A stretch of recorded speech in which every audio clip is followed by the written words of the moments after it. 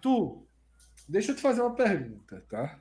Para a gente abrir aqui esses caminhos do Santa Cruz. Primeiro ponto, o Santa Cruz de 2023 deve se classificar sem sustos, né? Isso aí é Sim. um consenso de todo mundo, né? Eu até coloquei hoje um levantamento, Fred, que o Santa fez 18 pontos, né? Foram 22 equipes que fizeram 18 pontos ou mais com 9 rodadas e todas classificaram. Todas as Exatamente. 22. Então, a matemática está totalmente a favor do Santa aí. E aqui eu queria abordar o seguinte contigo, Arthur, e com todo mundo. Nesse momento, o Santa está nesse quadrante de baixo, o quadrante chave 3 e chave 4, que é um ótimo quadrante para o Santa Cruz. Ele enfrentaria o Atlético de Alagoinha no primeiro mata-mata e depois teria Maranhão ou Tunaluso. Claro que isso pode mudar, obviamente, tá? Isso aí é o desenho de agora. Mas pelo desenho que a gente tem desses grupos, não teria muito como se transformar em algo terrível para o Santa. Por exemplo, o Ferroviário está muito longe do Maranhão. Então a gente não tem o risco aí de vir um Ferroviário se o Santa terminar em primeiro, tá? No bloco de cima, onde a Tuna Luso tá, quem tá brigando com ela é o Maitá, Princesa de Solimões em menor grau, também não seria um problema. E esse primeiro adversário do Santa,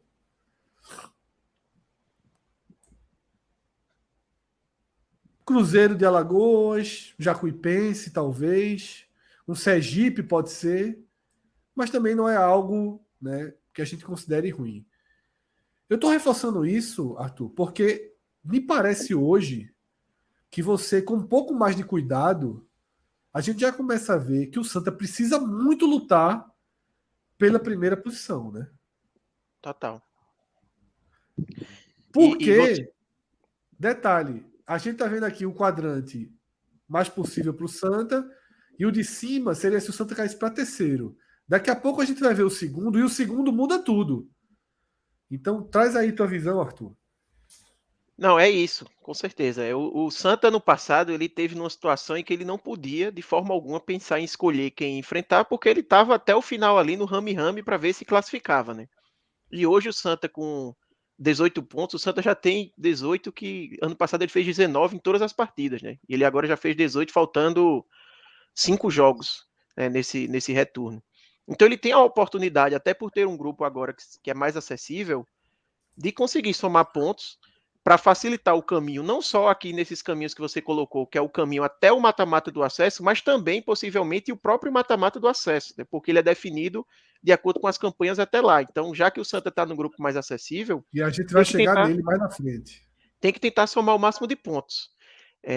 E aí você não colocou aqui a chave do segundo, né? Eu acho que a gente vai ver depois, mas ela, para mim, é a mais difícil de todas. Tá aí na Compete tela, ali. tá? Ah, boa. Ela Olha o compete com problema a. aí.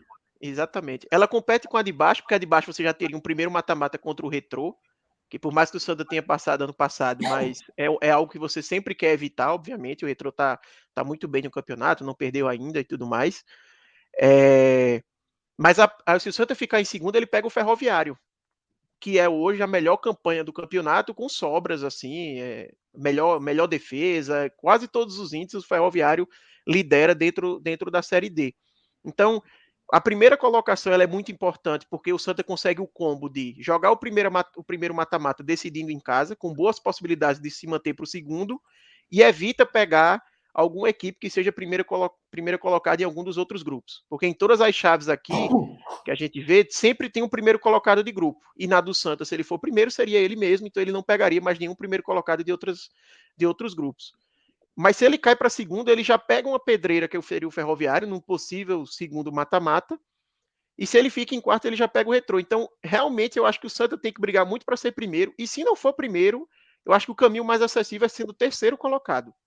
Melhor do que sendo segundo. Só que é uma loucura isso, né? Nas últimas rodadas você ter que administrar isso, né? Exatamente. Porque eu Exatamente. fazendo esses cruzamentos, eu fiquei nessa tensão relacionada ao Santa Cruz, porque eu já descarto esse chaveamento de baixo. Eu acho muito difícil que o Santa seja quarto do grupo. Seria uma queda de desempenho muito grande. Agora, primeiro ou segundo está totalmente aberto. Essa liderança do Santa passa pelos 2 jogos com o Globo. Sim. Né? Quem ainda vai pegar o Globo tende a vencer o Globo. E o risco de você bater nesse grupamento que a gente está vendo aqui, porque até a Jacuipense, ou o Jacuipense, seria terrível para o Santa, né? Já é bem diferente do Atlético de Alagoinha, né? Salvo engano, o Santa nunca venceu a Jacuipense. Já enfrentou algumas vezes e nunca venceu. É até um time chato aí no confronto histórico, até. Mas sim, com toda certeza. Assim, o grupo que o Retro tá, ele parece ser um grupo complicado, né? Bem, num nível maior do que o grupo do Santa, inclusive. Então, se você conseguir pegar uma equipe que se classificou em quarto, em terceiro, assim, quanto mais abaixo a equipe tiver ficado ali no São grupo, em 3 clubes tese, melhor, baianos, né? né, se classificando. E pegar um clube baiano não é o ideal, né? Digamos assim. Ainda Mas é tem o que um está Asa da surgindo para o Santa Vida. Cruz. Ainda tem um Asa da Vida que foi chato no primeiro trimestre do ano. O Sergipe, que estava até arrumadinho também no primeiro trimestre do ano. Exatamente, exatamente. Essa primeira colocação, ela vale muito e, como eu falei antes, o Santa Cruz ele tem a oportunidade, né, de brigar por isso. Então, é, muito se fala ali da questão dos 23 pontos, que normalmente é o número mágico que se usa na Série D para garantir a classificação, mas o Santa tem que mirar mais, o máximo que puder fazer de pontos aí para melhorar o caminho, né? 23, Arthur, já é com bem tranquilidade, sim. Raríssimos casos de 23, o time não passa de fase. Assim. Tem muita equipe que passa com 19, 20, 23 já é uma margem até mais segura. Só Eu teve acho um que caso que não passou com 23. então assim, já é o ponto fora da curva, né? Imaginar. Mas eu acho que, imaginando essa primeira colocação, acho que, como vai ter ainda, o Santa Cruz pega os 3 paraibanos, né? Souza, Campinense e o Nacional de Patos. Tem o Iguatu, que é outra equipe que está na parte de baixo. Se ele conseguir fazer 8 pontos, acho que o ideal seria 9 para garantir essa primeira colocação, porque aí vai exigir muito ali. Faltam 5 jogos, né? Faltam 5 Isso, jogos para fechar. isso. Mas como eu acho, assim, o Nacional, que é o que está mais próximo, e o Pacajus está em terceiro, eu não acho que eles vão ter um índice de pontuação tão alto. Claro que ainda enfrentam um Globo, né? Que aí dá para imaginar, cada um está somando mais 3 aí. Mas eu acho que esses O Nacional confrontos... pegou o Globo já. O Nacional pegou o Globo, Minhoca, nessa já pegou no retorno, né? Foi então Santa Cruz e Nacional. Então eles vão ter que ter um ritmo de ponto bem alto, assim, imaginando que o Santa Cruz vai a 9, né? Com os atuais. Tá com quanto hoje? Tá 18. com 18, né? 27 pontos. Eu já acho que é pontuação de líder de grupo, assim. O Santa, nesses jogos que faltam agora, ele tem jogos mais acessíveis em casa. O primeiro turno do Santa Cruz, ele pegou Campinense, Souza, pegou o próprio Pacajus, né, dentro de casa, e Iguatu. Agora ele vai pegar ele já começou pegando o Globo, né? Foi o primeiro jogo em casa do retorno. E ele pega Potiguar e Nacional. Né? Eu considero uma tabela que os jogos em casa que o Santa tem no segundo turno, eles são mais acessíveis, embora são menos jogos, né? Ele vai fazer só 3 partidas em casa e agora. Aí é onde tem que ter o cuidado, Arthur, porque assim, os jogos de confronto direto é onde o Santa Cruz não pode perder. Se ele quiser visar a primeira colocação. Porque a partir do momento que você perde para um time concorrente seu direto, você pode ser ultrapassado e aí deixar de ficar na primeira colocação. Total. A gente ainda tem, mundo. a gente ainda tem o outro quadro, o último quadro, mas esse é muito, muito, muito ainda vai mudar o pela tempo campanha, todo, né? Isso vai mudar o tempo todo.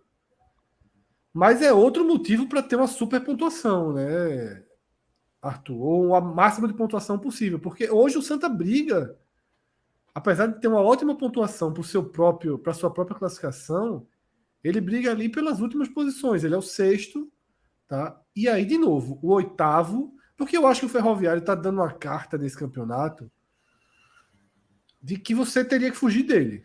Parece ser um time num degrau acima. Apesar o de Retrô que... é outro time para fugir. Só que você não tem como fugir dos outros. Do primeiro você tem, né? Porque você sabe que se você tiver uma pontuação o mais próximo possível dele, você vai fugir dele.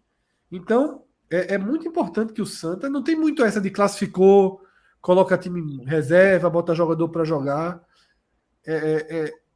O pensamento tem que ser o tempo todo no que vem pela frente. A Série D, a gente fala repetidas vezes, Arthur, é muito mais difícil de subir do que a C, né? Porque você está sendo jogado para 3 mata-matas com algumas armadilhas pelo caminho. Esse Atlético mesmo é outra armadilha perigosa no caminho, né? Total.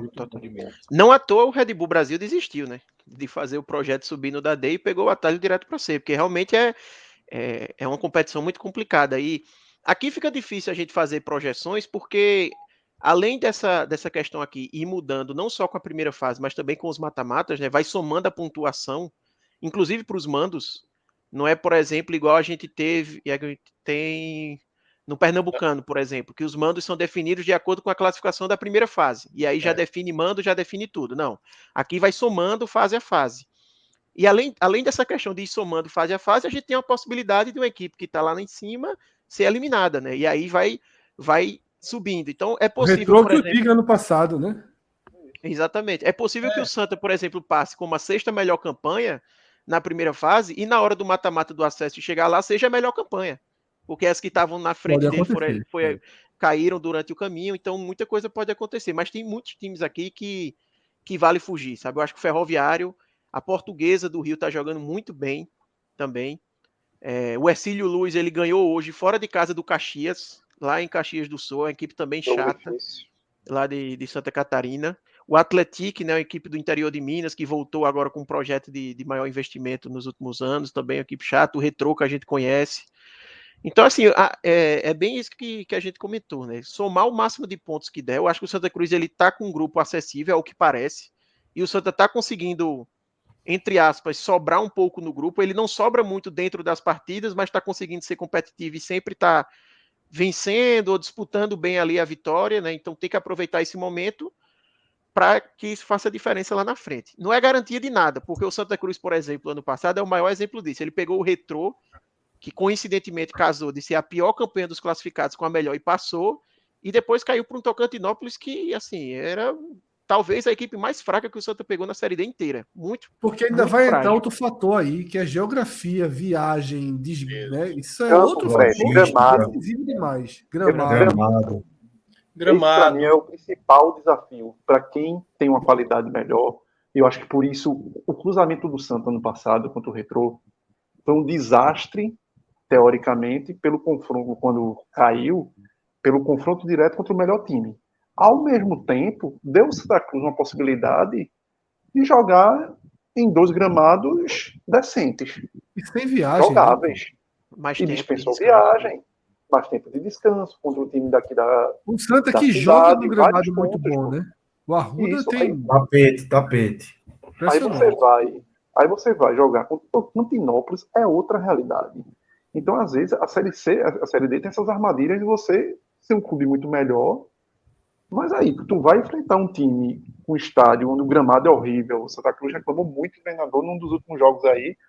Acho que foi contra o Globo. O Pacajus agora O Pacajus, que complica muito. Aí, às vezes, você pega um jogo desse, o Santa Cruz, mesmo com a teórica vantagem de decidir em casa, mas vai para um jogo desse, que às vezes você pode ser encurralado por uma bola parada, toma um gol, e aí sai um segundo gol, e você vai para um jogo em casa com a pressão da torcida e ter que reverter, e com um cenário adverso que aí derruba. E a história da Série D nos últimos anos mostra muito disso. Se você vê, nos últimos 3 anos, que é quando o formato vem se consolidando dos 8 grupos com 8 times, em todos os anos, nunca o time que fez a melhor campanha da competição na primeira fase subiu. E sempre teve um time que não foi primeiro colocado em sua chave e que conseguiu acesso.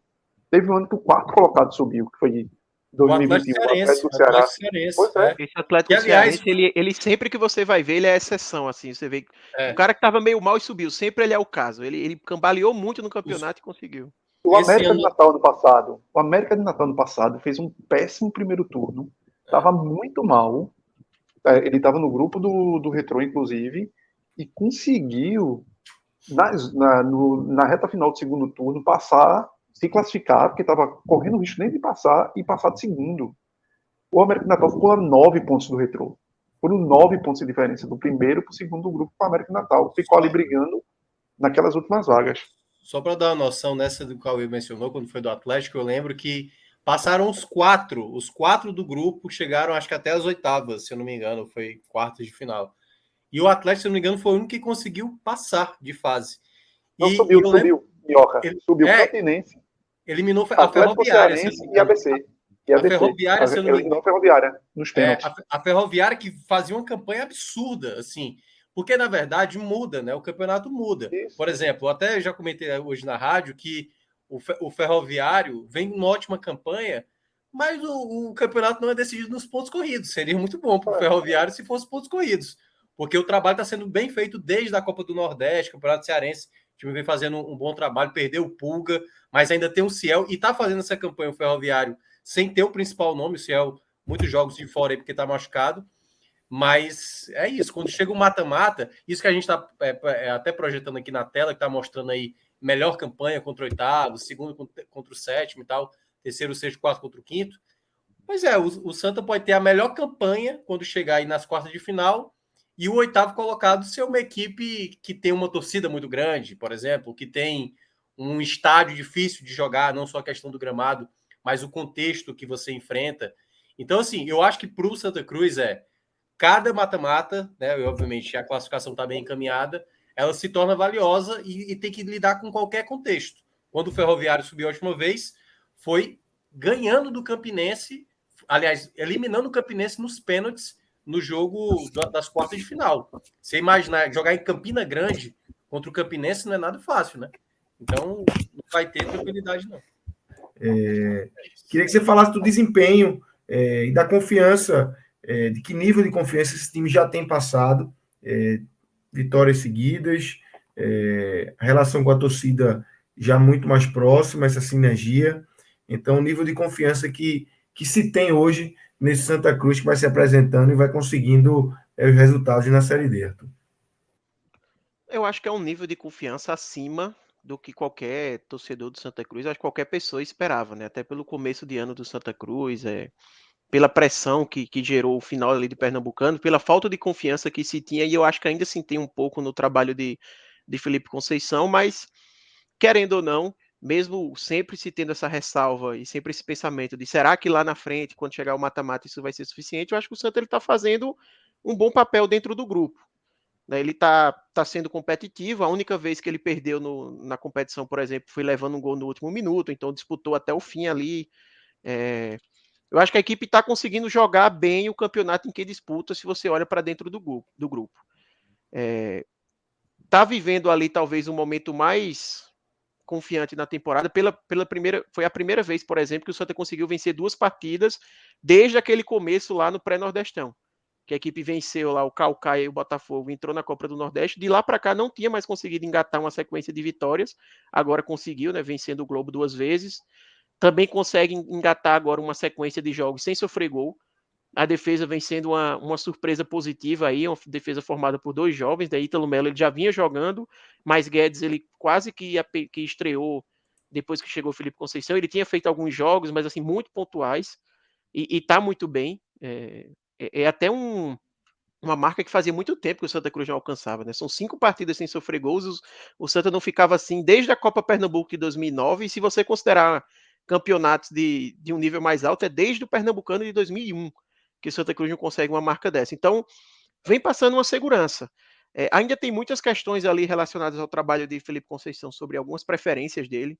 Eu acho que a mais latente é a questão de Chiquinho, que até na última entrevista da última partida com o Pacajus, ele deixou claro assim que para ele Chiquinho joga como ponta, não como meia. E Chiquinho ele vem entrando bem nas últimas partidas, mesmo que jogando como ponta, que realmente ele vem posicionando Chiquinho dessa forma, mas vem entrando bem, sendo decisivo no jogo contra o Pacajus mesmo. Depois que ele entrou, basicamente todas as jogadas ofensivas do Santa Cruz passaram por ele, mesmo tendo o Natson em campo, que vem atuando mal. Então talvez esse seja hoje o ponto onde a torcida mais pega no pé, essa troca de Natson por Chiquinho. Tem também uma questão ali de volante, né? A torcida pede muito Vagninho de titular no lugar de Fabrício. O Vagninho vem entrando bem, vem pedindo passagem. Também Anderson Paulista, mas aí já é uma questão que eu acho que não vai acontecer, porque ele não tem a preferência. Eu acho que O Santa agora, ao meu ver, ele vai ter um momento muito interessante do ponto de vista de conseguir uma evolução de desempenho, porque ele vai ter agora 11 dias parados até enfrentar o Souza, né? Só pega o Souza no meio da semana que vem. Então você vai para uma parada de 11 dias e, além disso, num clima excelente, né? O time não perde há várias partidas, não leva gol, está na primeira colocação, classificação encaminhada. Então o ambiente é perfeito para você conseguir desenvolver o trabalho com calma e da melhor forma possível. Eu acho que eu espero, por exemplo, contra o Souza, ver uma evolução maior da equipe dentro da forma de jogar. Eu não esperava ver nesses últimos partidas, até pela proximidade entre os jogos. Mas eu acho até que contra o Globo ali, dentro de casa, teve uma leve evolução, mas você fica sempre naquela de até que ponto evoluiu, até que ponto é o adversário que é muito frágil. Né? Fica difícil você fazer uma avaliação mais completa por causa disso. Mas é isso, assim, eu acho que a equipe está evoluindo. É importante também não se cegar com o desempenho dentro do grupo. Contratações seguem sendo necessárias, principalmente ali um zagueiro, um meia, um ponta. A questão da zaga eu acho que é até numérica, porque por mais que a zaga esteja bem, a gente vê os números aí sendo positivos, mas o Santa Cruz só tem 3 zagueiros. Então, a qualquer momento pode ter um cara aí suspenso, depois ele se machuca e não vai ter quem acionar, vai ter que colocar um jogador da base que nunca atuou, por exemplo, e não faz muito sentido você se submeter a esse tipo de situação, esse risco.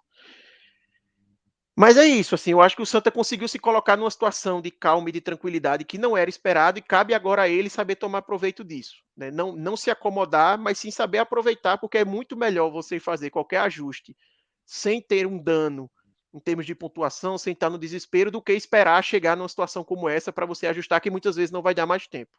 Então, acho que é esse o cenário que a gente vê do Santa hoje. O Lucas está ganhando e com folga é bom demais. Só pontuar rapidamente aí, porque... Boa noite, Cláudio. Boa noite. Boa noite. Já entra no debate aqui, porque Arthur falou sobre Felipe Conceição, Chiquinho, e aí lembrei do ano passado, né, que Felipe Conceição tinha uma teimosia de colocar Jean Carlos. Ele chegou, Jean Carlos era meia, centralizado, meia, segundo atacante, botava na ponta esquerda e acabou com o futebol de Jean Carlos em muitos jogos, e outros tantos, e como o Jean Carlos estava mal, ele sempre tirava Jean Carlos também. Inclusive no jogo que o Náutico empata com o Botafogo, lá acaba classificando, mas ele tira Jean Carlos para colocar Amarildo, que é um atacante que, pelo amor de Deus, não faz um mínimo de saudade. Jean Carlos, o jogo foi para os pênaltis, enfim, veja, ele deu sorte que o Náutico classificou, mas aquele jogo ali, se cai, ele ter sido demitido ali. Ele é um técnico que tem suas convicções, né? E não abre mão. Eu acho que o caso tem esse caso de Jean Carlos, mas o mais emblemático da carreira dele é o de Claudinho, né? Que Claudinho com ele no Red Bull era banco, ele sai, Claudinho foi eleito craque do campeonato, e recentemente em entrevista no Embolada ele disse que não se arrepende, que na verdade discorda do prêmio de craque do campeonato que foi dado para Claudinho. Assim, se o cara não abre mão nessa convicção em relação a Claudinho, é complicado, é difícil imaginar que vai mudar algo no Santa Cruz, né? Com Chiquinho, tá feito barroca com onda. Claudinho vai fazer com Chiquinho. Exatamente. Tem uma pergunta interessante no chat de Beto Menezes, tá? Que ele falou até que comentou no último tele, mas não tinha sido lido, que ele acha que a pressão em cima de Conceição está desproporcional ao trabalho que ele tem feito, que o trabalho tem sido bom. Assina embaixo, Arthur. Veja, eu acho que está um pouco desproporcional, sim. Mas está diminuindo, não está, não? Tá diminuindo, mas assim, se fosse um técnico que não tivesse o histórico que ele tem, a forma que chegou, eu acho que ele teria num momento muito do pessoal valorizar o trabalho do que tá muito assim, dou o braço a torcer, ele tá acima do que eu esperava, tá muito essa sensação assim, mas eu acho que é natural, tá? A forma que ele chegou... Você chega com sua bagagem, positiva ou negativa, ela vai pesar ou vai ser leve, pô. Exatamente. E eu acho que ele também favorece, né? Ele chama isso. Ele tem algumas coisas ali que ele meio que compra a briga contra a torcida em relação a essas convicções dele, que querendo ou não vai pesar, né? Se acontecer um dia aí do Santa Cruz perder e o pessoal sentir falta de Chiquinho em campo, com certeza vai recair sobre ele, porque é uma posição dele ali que a maioria não concorda. Então, querendo ou não, os holofotes vão estar em cima da decisão dele, né? Mas eu acho que sim. Eu acho que ele faz um trabalho bom, acima do que eu esperava, por exemplo. Mas eu acho que é também natural um pouco dessa desconfiança, mas vem quebrando. Eu já vejo, por exemplo, no começo eu via muito, mesmo o Santa Cruz conseguindo os resultados no começo da Série D, eu via muito comentário de tipo, pô, tá conseguindo com sorte, daqui a pouco vai dar errado. E agora eu já vejo muita gente falar, pô, realmente Felipe Conceição arrumou o time. Eu discordo de algumas opções dele, mas ele arrumou, a equipe tem um sistema defensivo sólido, então você já começa a perceber que existe uma corrente de elogios aí que você não via anteriormente.